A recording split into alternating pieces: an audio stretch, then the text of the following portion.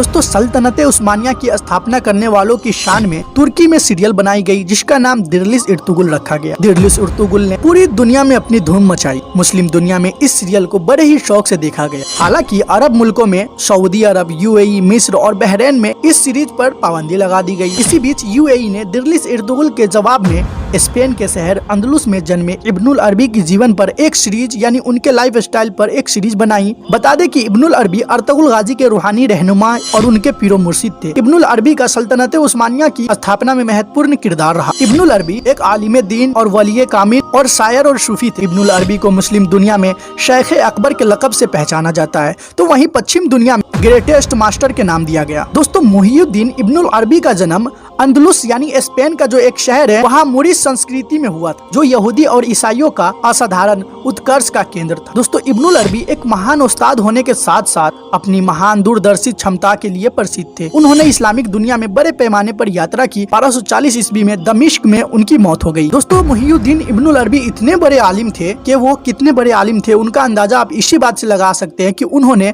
Full अल हिकमत सहित 350 से अधिक रचनाएं लिखी, जो जुडिस्ट, ईसाई, इस्लामिक लाइन में भविष्य वक्ताओं के ज्ञान के अंतरिक्त अर्थ का वर्णन करती है। दोस्तों इन्होंने जो किताबें लिखी वो काफी मशहूर किताबें हैं। इब्नुल अरबी हिजाज, इराक, सीरिया और आर्मेनिया में रहे और वे मक्का में भी रहते थे। इब्नुल अरबी इन तमाम इलाकों में अल्लाह से मोहब्बत लोगों को सिखाते थे। और दोस्तों ये तो रही यूएई में बनने वाली सीरियल की बात है जो इब्नुल अरबी की जिंदगी पे बनाई गई। अब इब्नुल अरबी और अर्तुगरुल गाजी के बीच क्या रिश्ता था, अब उसकी बात करेंगे। इसके लिए आप लास्ट तक बने रहे। अगर आप हमारी वीडियो को यहाँ तक देख रहे होते यकीनन हमारी वीडियो आपको पसंद आ रही होगी। तो आपसे एक छोटी सी गुजारिश है कि अगर आप हमारे चैनल पे नए हो तो चैनल को सब्सक्राइब करें, वीडियो को लाइक करें और हमारी हौसला अफजाई के लिए ज़्यादा से ज़्यादा शेयर और कमेंट भी किया। दोस्तों एक ऐसा संदूक जो इब्नुल अरबी के पास था, जिसके पीछे तमाम ईसाइयत उसे पाने की कोशिश कर रहा था, लेकिन इब्नुल अरबी ने उस संदूक को सिर्फ हिफाजत ही नहीं किया बल्कि उस संदूक का जो हकदार था उसके पास वो संदूक पहुंचाया, यानी अर्तुगरुल गाजी तक वो संदूक पहुंचाया। लेकिन अब सवाल यह है कि उस संदूक में ऐसा क्या था और क्यों पूरी दुनिया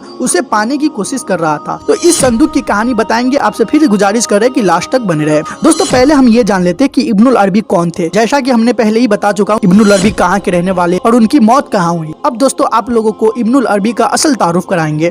इब्नुल अरबी हजरत गौसे आजम रहमतुल्लाह अलैह की रूहानी बेटे थे। ये अल्लाह के बहुत बड़े वली गुजरे। और आपको बता दे कि अर्तुगरुल गाजी की पूरी जिंदगी में तमाम फतुहात में उनका बहुत बड़ा योगदान रहा। जब अर्तुगरुल गाजी को कोई परेशानियां होती तो इनके बारगाह में हाजिरी दिया करते थे। दोस्तों वो संदूक जो हजरत इब्नुल अरबी के पास था, जो उन्होंने अर्तुगरुल गाजी को दिया था, उस संदूक में हजरत खिज्र अलैहिस्सलाम के कमीज़े मुबारक थी। ये वो कमीज थी जो हजरत इब्नुल अरबी ने अर्तुगरुल गाजी को दिया था। आपको बता दे कि ये ऐसी कमीज कि जिसने भी इस कमीज को पहना था वो कभी भी जंग में शिकस्त नहीं खाया था, हमेशा वो फतह हासिल किया। इस कमीज से मुतालिक एक दिलचस्प बात यह भी है कि अर्तुगरुल गाजी के छठी नस्ल में पैदा होने वाले सुल्तान मोहम्मद फातेह ने जब रोमन का सबसे बड़ा शहर कुस्तुनतुनिया को फतह किया, जो उनके दौर में ईसाइयों का सबसे बड़ा सल्तनत हुआ करता था और काफी मजबूत और काफी ताकतवर था। जब सुल्तान मोहम्मद फातेह ने कुस्तुनतुनिया को फतह किया तो उस वक्त यही वो कमीज थी जिसे उन्होंने भी पहना था, जो कभी उनके दादा पहना था, इब्नुल अरबी का दिया हुआ कमीज